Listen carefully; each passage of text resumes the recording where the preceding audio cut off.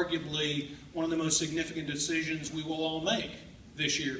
So let me encourage you to enjoy this evening. Should be informative, fun, and hopefully a little bit entertaining. Thank you. Oh, I'm sure it will be. A little bit entertaining. And before we get much further, I want to recognize the executive editor of the commercial.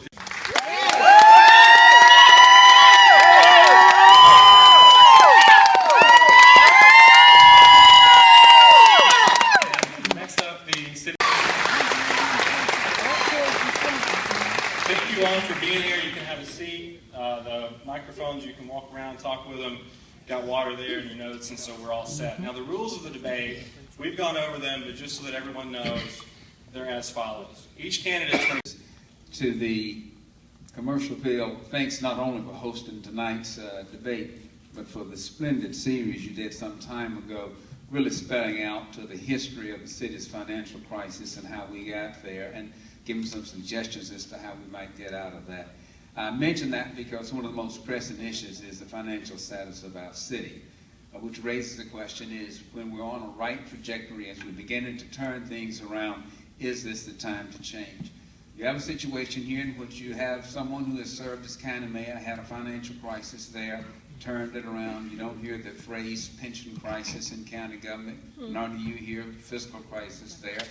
We went into a situation that was pretty much the same as what we're in the city of Memphis now, but when we left there, we've turned it around, and if we stay on the right course, we'll do the same thing with our city of Memphis. Some see our city so much doom and gloom. I see just the opposite. Crime is down, unemployment is down, and employment is up. Number of city employees is down. Businesses are relocating here. Our population is beginning to grow. This is a time, a positive time in our great city. You have someone who has a record, not merely promises. I hope to continue serving you as your mayor for the next 4 years. Thank you for coming out and participating. My name is Mike Williams, and I want to be your next mayor. Doom and gloom. What's the reality of Memphis right now? I keep hearing crime is down, but when I turn on the news, all I see is murders. I see children that are getting into all kinds of mischief. We do have less city employees, but that means core services are suffering.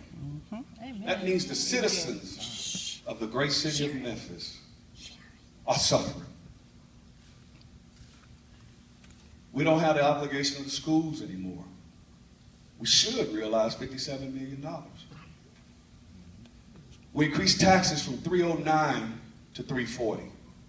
That's an additional $31 million. We don't have inspection stations. That's right. But you still pay for it on your tags. That's right. That's $12 million. We closed down weights and measures. Now we don't even know if our gas has water in it. That was a service being provided to the citizens. Tonight we're going to talk about the reality. Crime is up, core services are suffering, and we got to deal with the real issues of the city of Memphis. Thank you, Mr. Williams, your time. Next up, opening statements, 90 seconds, Councilman Mr. Harold Collins. Thank you, Kyle. Good evening, and welcome to the great University of Memphis. My name is Harold Collins. I'm a native Memphian. I grew up in Westwood, attended the University of Memphis on a music scholarship, so when I saw the band go by, I wanted to jump in line. But the reality, ladies and gentlemen, is this. Memphis is in a quagmire. We are fighting among ourselves, the employees against business, business against the citizens. There is no direction, no fulfillment of obligations. Promises are made and not kept. People are voting to cut pensions and benefits. That's why we do have a decline in our employees. 400 less police officers in 2 years. 150 less firefighters in 2 years. So that's absolutely right. But here's the bigger picture. We can do better. We can have engineering, technology, administration, and finance jobs in Memphis. We can do better. We can recruit those companies just like we recruited those companies and gave them pilots that came and took our treasure and didn't give us anything back. We can do better. We can do better by our children by providing them with the necessary goods and services, community centers and libraries that this council did 2 years ago. We can do better.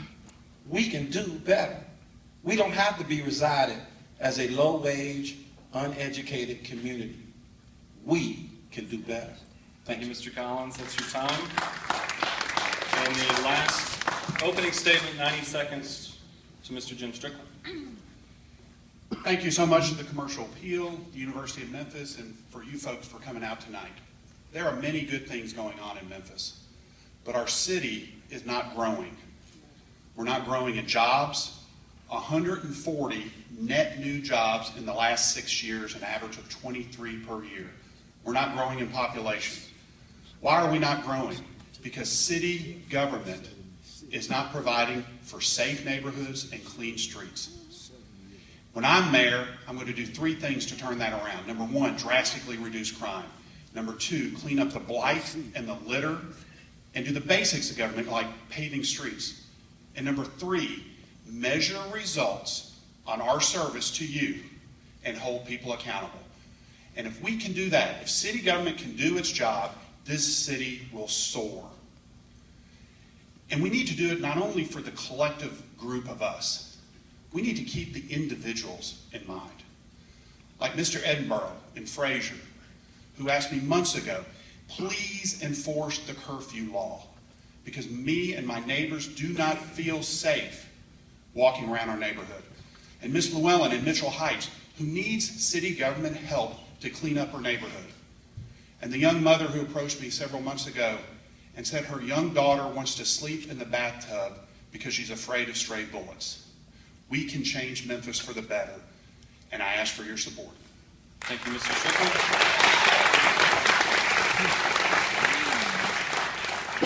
So now it's time to go to our 4 topic areas. I'll ask you to hold the applause until the end of the debate now as we try to get into some of these topics. Mr. Williams, the question is this. It's on crime and public safety. And we can stand here all night and debate whether crime is up or crime is down, depending on the stats, and I suspect we might.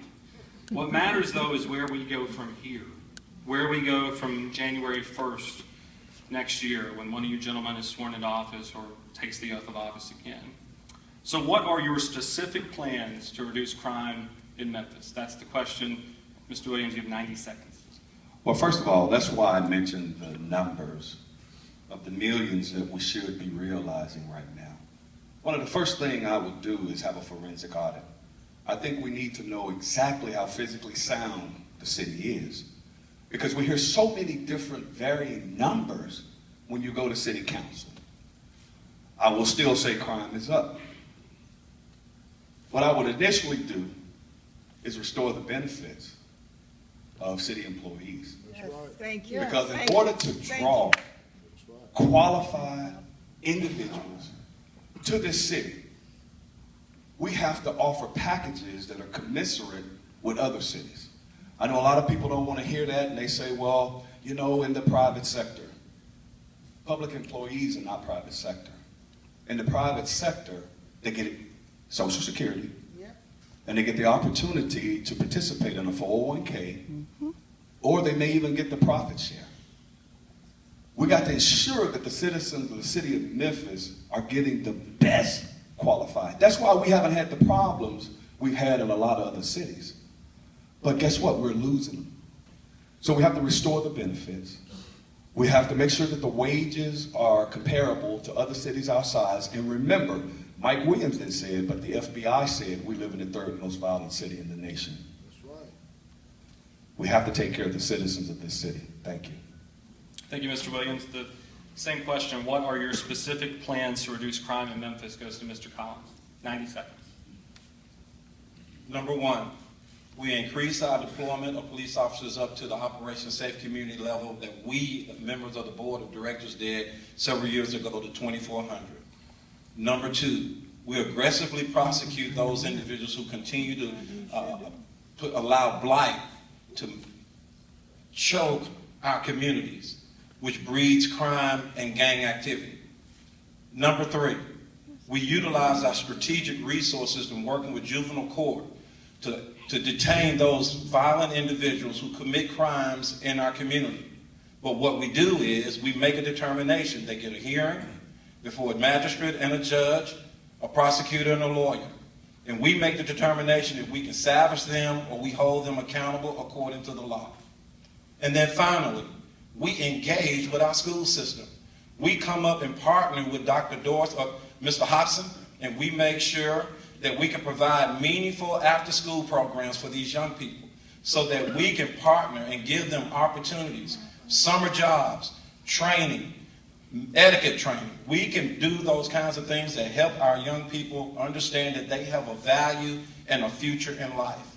As your mayor, on January 1st, we will institute those kinds of policies in partnership with the Statewide County school system, working with our juvenile court system, instituting an aggressive policing rank to recruit those 2,400 officers back to Memphis. Collins. Your time's up. The next question, or the same question, is your specific plans to reduce crime in Memphis is to Mr. Strickland for 90 seconds. Violent crime has increased the last 3 years by 9%. Over the last 6 years, it's increased by 6%. We all know violent crime's up. My specific remedies: I'm 100% committed to Blue Crush. We need more officers on the street and fewer responding to auto accidents and chasing dogs. We need to move the animal control officers under the police department so they can handle the animal issues. We need to enforce the curfew law. We've had a curfew law on the books for years and it's never enforced. We need to have zero tolerance for violent crime. And when I say that, I mean, right now, if a juvenile commits a violent act on another human being, they are not automatically taken down to juvenile court. That's not zero tolerance. That's the exact opposite. They need to be taken down to juvenile court. We need tougher laws to punish violent crime, including domestic violence. If you commit multiple domestic violence offenses, you need to be charged with a felony. We also need to do a better job of intervening in the lives of young people. As mayor, I would gather the business community, education community, and the nonprofit community, and figure out how do we intervene in the lives of these young people like the Boys and Girls Club does. They help middle school kids and high school kids with life skills and academics, and for 3 years in a row, 100% of their graduates have gone on to higher education or gotten a job. We can turn this thing around on crime. Other cities are doing it. Mr. Strickland, thank you. And finally, Mr. Wharton, your specific plans to reduce crime in Memphis going forward. Thank you. Of course, everybody starts with the proposition and the reality that we do need to restore our police department to its complement of around 2,500 officers. But even within that, let's get the body cameras in, which I've pioneered on that. They'll be out in the field. Officers will be emboldened. They won't have to worry about false charges being filed against them. We'll have GPS equipment on all of the cars, so we'll know precisely where they are, which will facilitate dispatching. And again, make sure that when we take officers through the academy, that they have the courses there that are truly needed in patrolling a very diverse community that we have. Put a particular emphasis on the Hispanic community, which is particularly important. Make sure that we have full courses on that and do more recruiting in that area, bring in more Hispanic members onto the police department. But we'll never be able to jail our way out of this. And everybody's talked about what they're going to do, but you're looking at someone who has actually done. Pick up the paper this morning, $150,000 for city year, in which we will have folks going, and it's not government money, by the way, going in, working with children who are having trouble in schools, and we're going to multiply that money. That 150 is just the beginning. Bringing in money with the Gun Now project that we did, the summer camps in which we've gotten private money for that. The best way to deal with this is on the front end. And it's not necessarily meaning locking all of them up in juvenile court. NPR just said the other day that that's the worst way. Thank you. It's time for the follow-up questions, and what I'll do with these are I'll ask specific questions of the candidates. They'll get 60 seconds to respond, and touts the effects of programs like Gun Down, the 901 Block Squad. I'm sure you could reference some more. Yet, major violent crime statistically is actually up in recent years.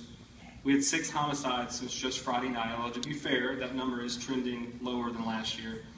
So tell me this, in 60 seconds, how can you prove your plans and your programs are actually working? The Crime Commission, since our report came out today, as a matter of fact, violent crime in the city of Memphis is down 4%. A lot of it depends on where you benchmark. If you benchmark from 2006, it's down even more. If it's year to year, it's down 4%. But that's not the big measure. The big measure, because we can split hairs on these numbers, is what kind of effective programs, and we know what does work. What does work is keeping children out, as opposed to what these gentlemen are saying, taking more of them in there. There's study after study after study.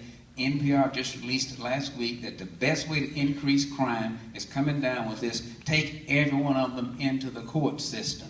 And all these changes they're going to make, the city of Memphis cannot make those changes. That was the Justice Department decree. Yes, you can transport a child to juvenile, but they go through that 19-point check and they might not keep them. But on the front end, we've been able to show that the best remedy is prevention. Your time. Thank you. The question's for Mr. Williams, and this is a question from a reader. We solicited questions for the past few days on our website. We got a bunch of them, so I'll sprinkle a few of them in here and there. This is from Quincy and Frazier.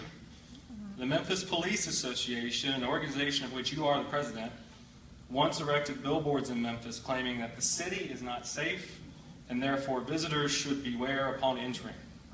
How does such an act promote economic growth in our city? Does it hurt the city's image? And I'll add my own addendum to it. This wasn't Quincy's. Do you regret being part of that? 60 seconds. No, I do not. At that current time, I was the president of the Memphis Police Association, and my job was to advocate for officers. They had 4.6 taken from them. That's right. Their insurance had been increased almost 42% in 4 years. Retirees. The insurance had went up. They had no other recourse. But I will tell you that after those billboards went up, I had businesses calling. And they said, Mr. Williams, what will it take to get those billboards down? And I said, get them to give us our 4.6 back. That's right. And they gave it back. And the billboards were down in less than a month. Sometimes drastic means you have to revert to drastic measures. Were we trying to hurt the city? No. But as the president of the police association, we stood firm for the officers in the city. And now I wish we had stood even firmer because we're losing qualified individuals. Thank you, Mr. Williams. Your time is up. That's right.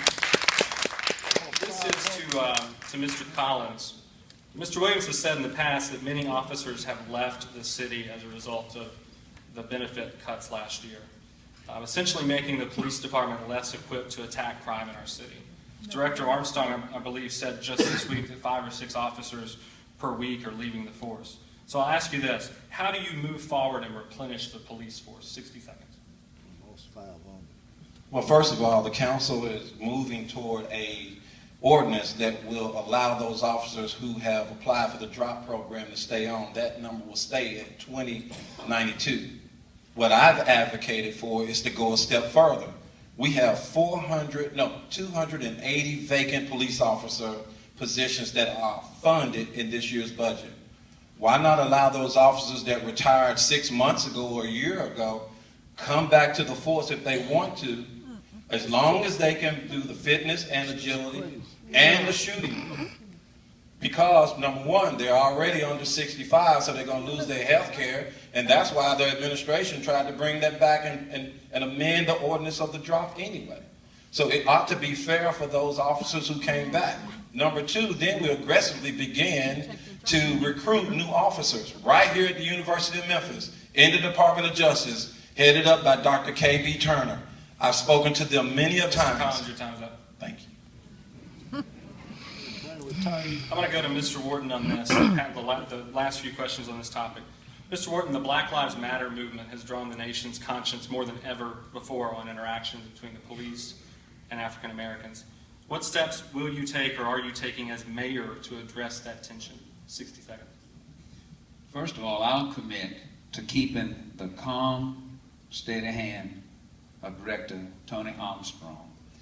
who has acquitted himself exemplary across the nation.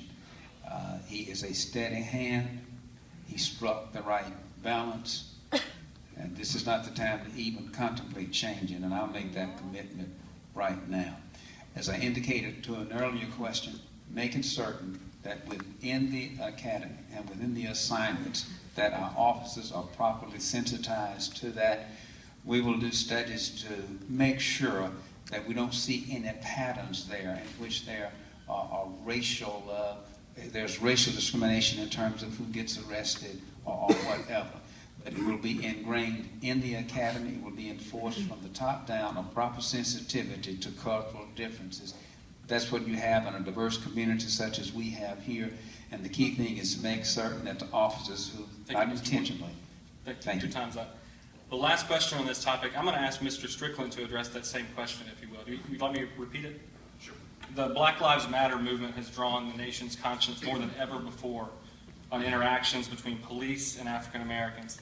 So what steps could you take as mayor to address that tension in 60 seconds? First of all, absolutely Black Lives Matter.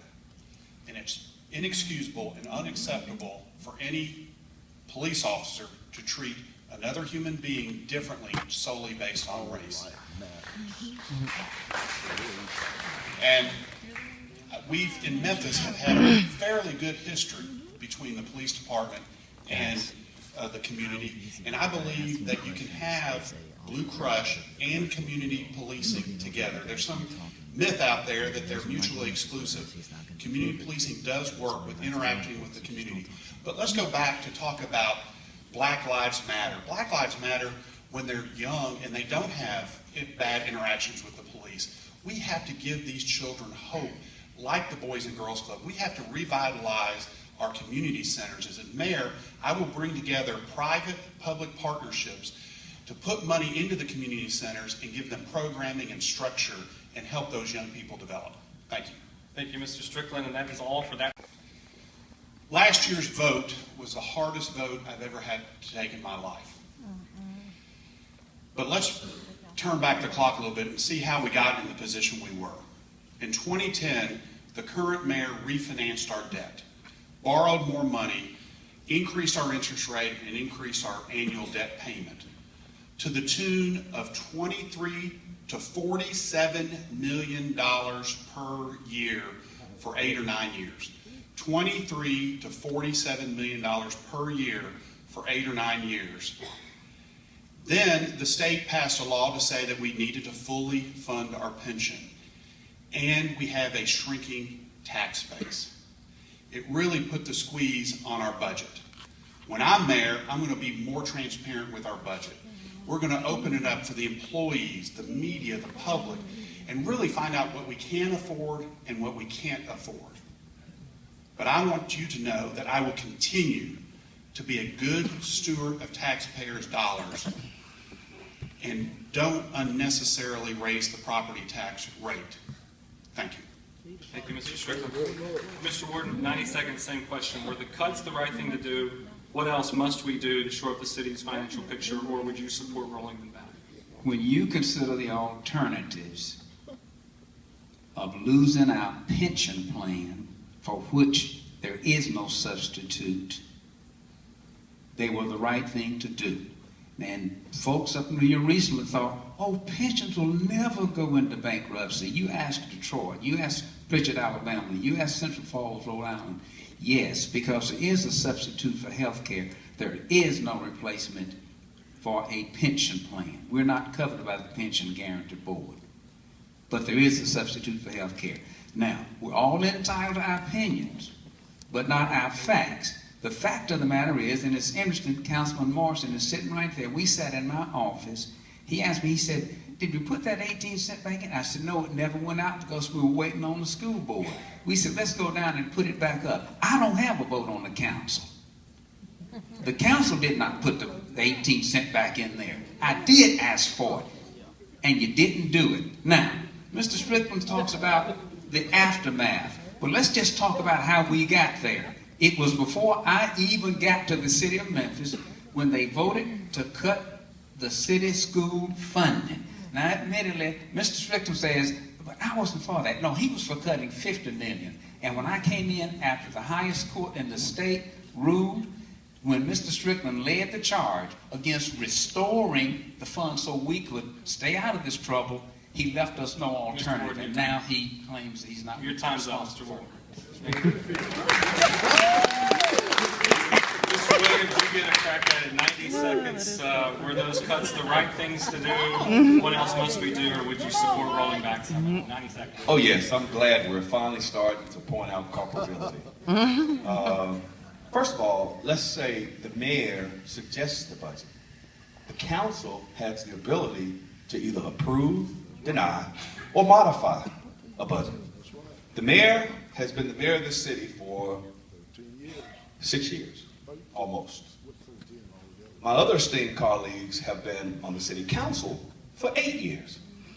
So if we are in fact in a predicament, it's because of the decisions that have been made. Mike Williams didn't make those decisions. Yeah, I put up a billboard. But just like I fought for that billboard, I want to fight for the citizens of this city. Now, I say there's money in the budget, but it's a matter of prioritization. We've spent $195 million on Bass Pro.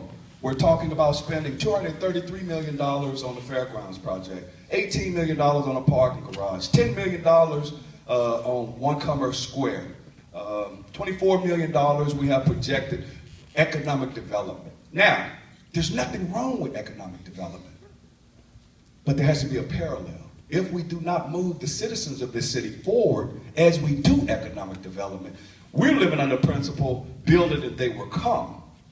No, we got to build it for the citizens and in conjunction with moving the citizens forward in this city. Thank you. Your time's up. All right. So the first follow-up I'm going to ask is of Mr. Wharton, and it's a bit of a response to a claim that Mr. Strickland made about the city's debt. And it's also a question that I have, so it's sort of combined. The city's debt load, we know, is high, and debt issued by your administration obviously is part of that. Has the city's benefit from that spending outweighed the risk of that debt? What would you do in another 4-year term to address it? And then Mr. Strickland made a claim about your refinancing contributing to the problem we're in. 60 seconds, I'm sorry. And I say all the time about how people set a building on fire and then they get ticked off because the fire department ran across the grass to put the fire out. And then they blame it on me. He ran over my lawn.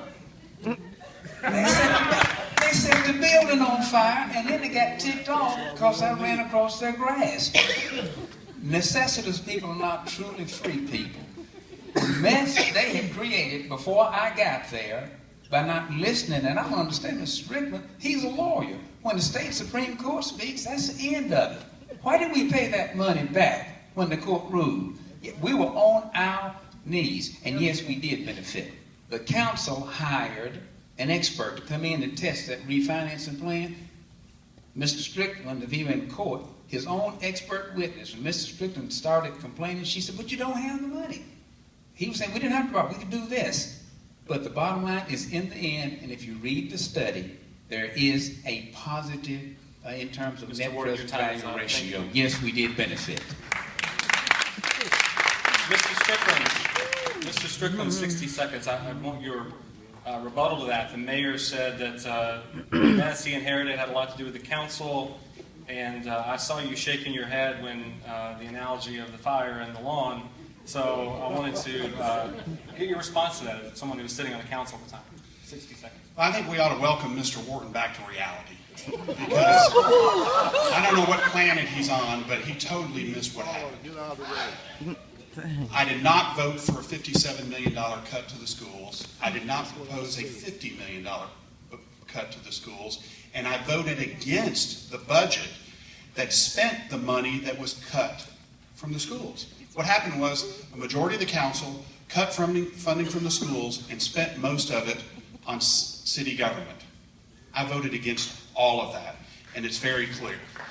I also voted, notice he did not respond to the refinancing question because he's admitted guilt. He refinanced our debt which ballooned our payment $23 to $47 million a year. And he did it. Do not believe the slick maneuvers and the corny stories. Mr. Strickland, your time's up.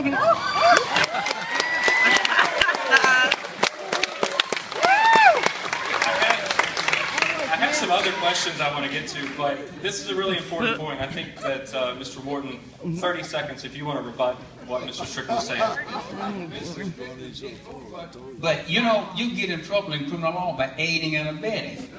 He sat there when they said, we want to cut 50. He said, no, I think that's a little too much. Let's just take these innocent little school children. Don't take 57. Just take a little bit. Take 50. Well, that's saying to the other guys, go on, go on, go on. And you sat right there. You never did say, don't cut the school system. You never did. You said, I don't think they can sustain that much of a cut. Let's cut some of it.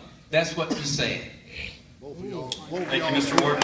I want to ask a question of, I want to put a finer point on a question that I asked earlier, and it's specifically to Mr. Collins and Mr. Williams. Mr. Collins, if you want to go first. I want to ask you specifically, would you support rolling back some of the benefit cuts that were made that last year, yes or no? And if so, would you be willing to increase the property tax rate to support that? Yes, I would be willing to roll back some of the cuts, but I think that there can be some adjustments with the cuts. See, the city of Memphis is in a contractual relationship with a lot of our bargaining units. And in those contracts are some gives and takes. I've always said that the bargaining unit lawyers are much smarter than the city's lawyers because they get the biggest piece of the pie. What I would suggest is that we renegotiate what the contingencies are.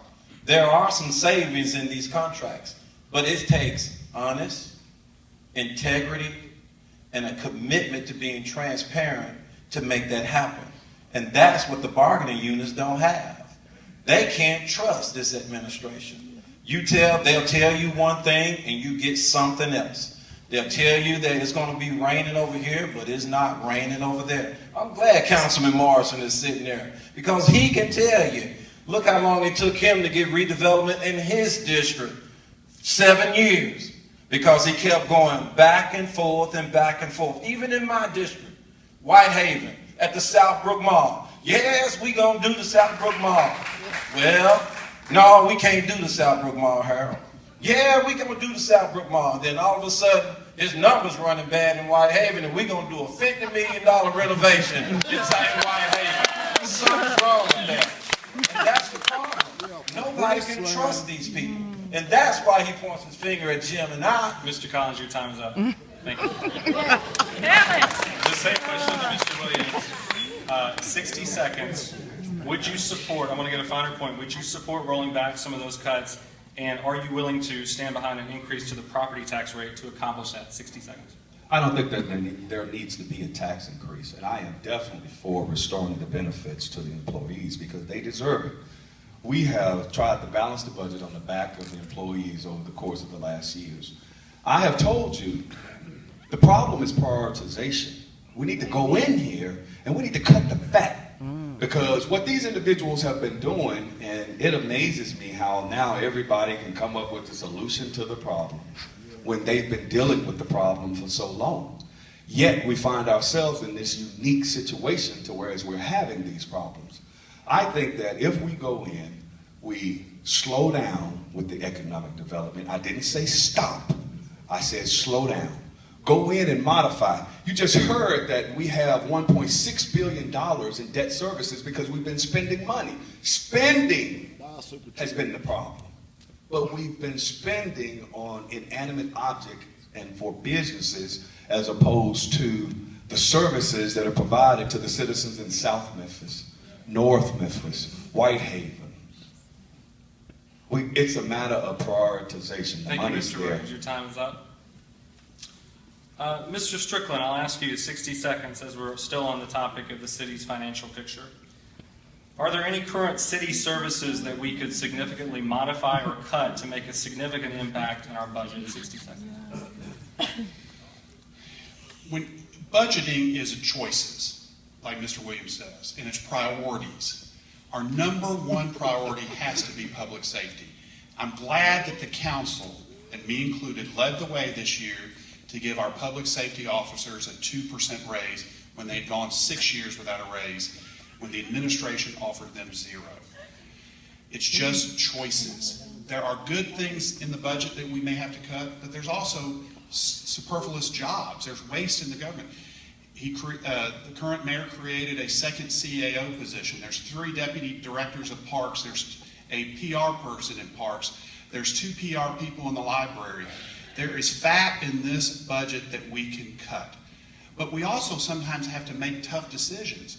And when there are good projects out there, I've often had to vote against them because we can't afford it.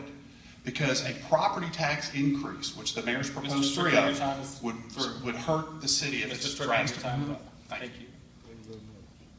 Mr. Morton, Mr. Strickland made some specific references in his statement there about fat in positions in your administration.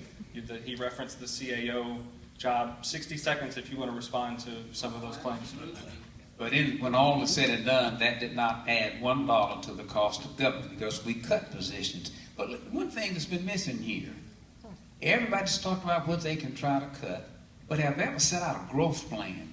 We're never going to be able to cut our way out of this, nor can we tax our way.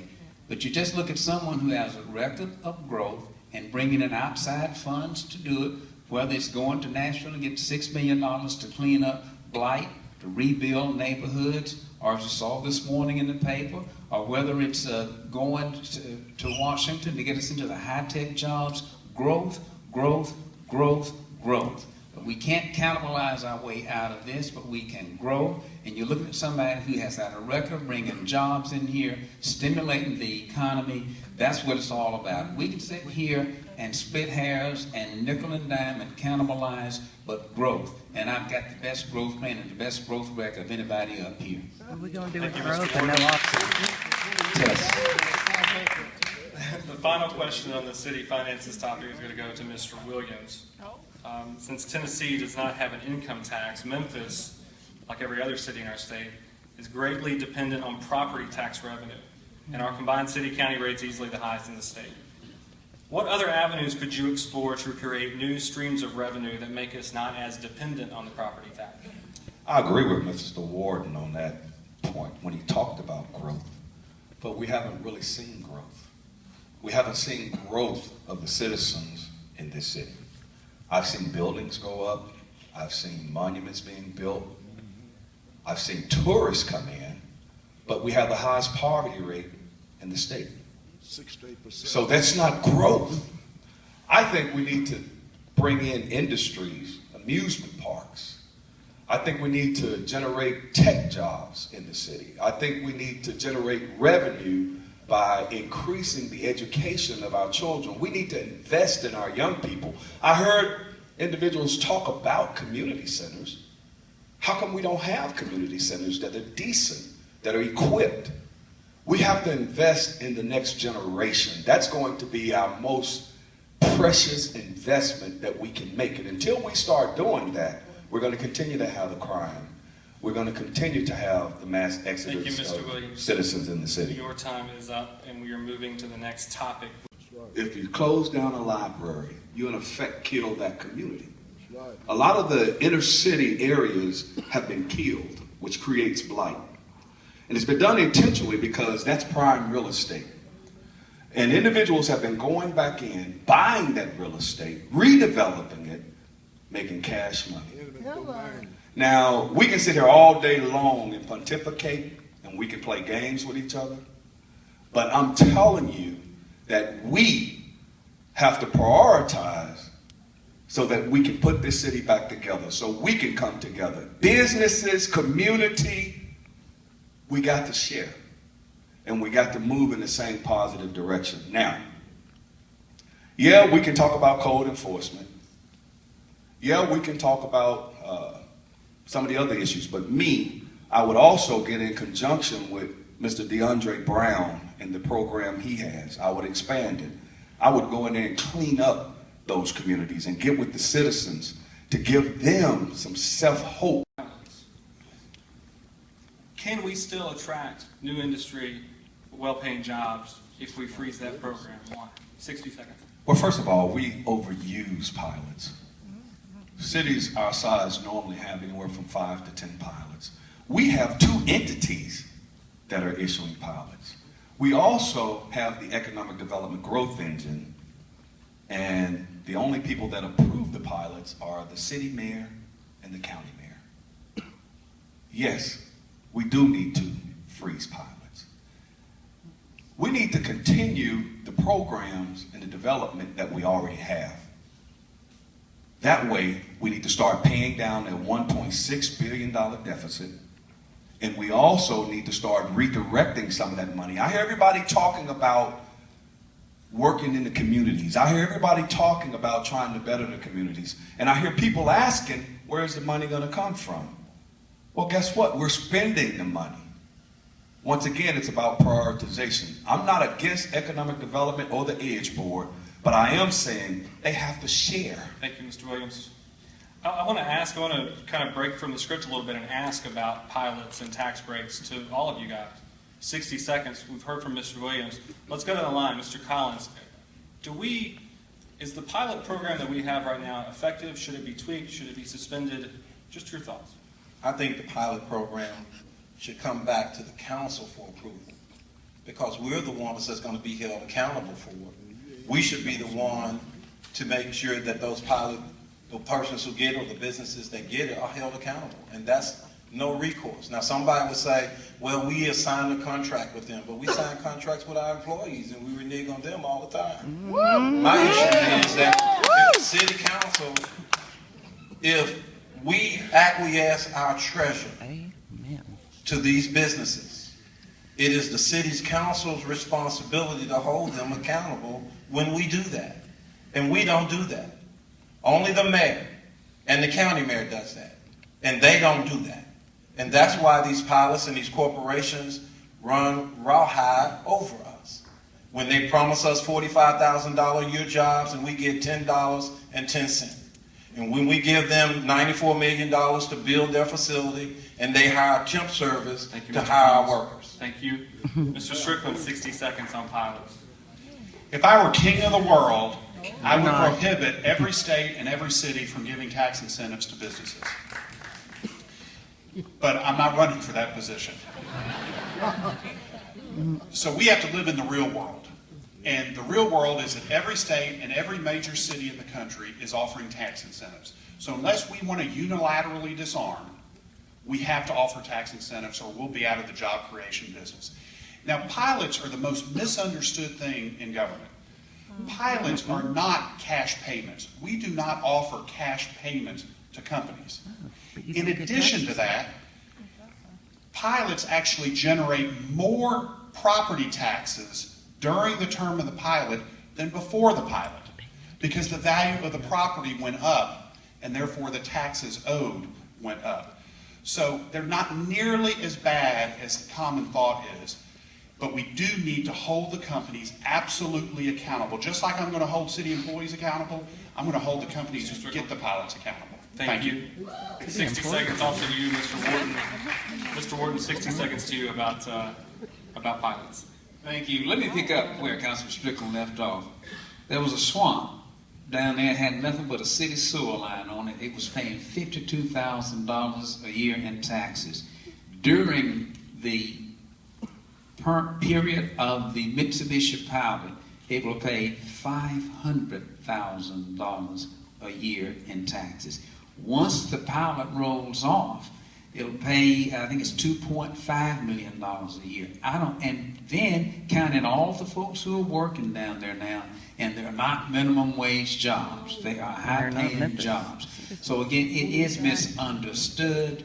I wish we could be a bit more targeted and not just take whatever comes here. We need to rev up our economic development recruitment process so we can go out and pick what we want that fits in with the needs here.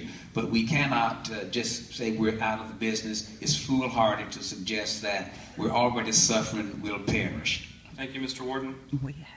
Again, this category is about economic development and jobs, and when you think about the economy as a whole, I want to ask you a question, Mr. Strickland, 60 seconds.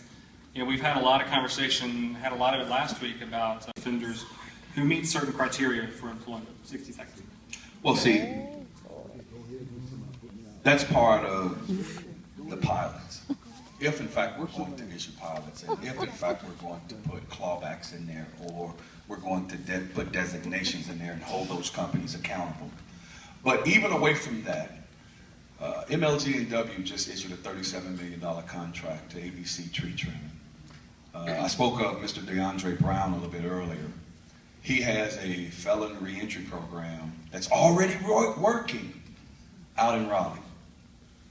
How come we talk about creating black wealth and black millionaires? How come we could not have given Mr. DeAndre Brown that contract, cut the city up into 4 sectors, allowed him to hire more convicted felons? What that would have done is it helps with the crime problem because they don't revert back to what they know. If you give a man his dignity, he will not repeat it. Creating black wealth. Thank you, Mr. Williams. And that is all the time we have for our topics tonight, so it's time to move on. We live in the greatest city in the world. That's right. I've traveled all over the world. But there's no other place I'd rather live than in Memphis. We have asked city employees to make sacrifices, and I know there are a lot that want to put the label on me to say that all he wants to do is fight for city employees. That's not true. But I will tell you that they deserve a hard day's work, deserves a hard day's pay. That's right. We ask these guys to do some of the most critical things. And in doing that, they need to be paid commensurate with that. But also with that, if you don't do it, you make the citizens suffer because they call 911 and can't get through. We do have to work on economic development. We do have to work on job creation. But I am saying before any of that is going to take hold, we have to work on the citizens and the foundation of this city. Mr. Williams, thank you. Mr. Collins, 60 seconds for your closing statement. You know, growing up in Westwood, I watched my dad drive that cab every day for 51 years or so. Hard work. That's what we believe because we love this city. As a college student, as a freshman, I worked at the McDonald's right across the street, serving fries and Big Macs, and then coming to college. But we can do better than that now. The mayor talks about all the jobs that he's created, 140 in 6 years. That's a huge number. Our college kids don't want to come back home. Our high school students want to get out of here going 40 north because they know there's no future here. We need engineering, finance, technology, and banking jobs. That's what you do every day. You train for the next level. I want to be the mayor to help us get there. My name is Harold Collins. I love Memphis, and I want to be your next mayor to make that happen. Thank you. Thank you, Mr. Collins. Closing statement now from Mr. Strickland for 60 seconds. I want My mic to work.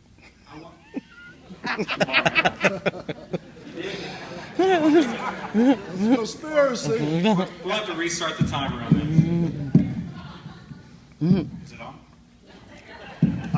Dang. Don't touch it.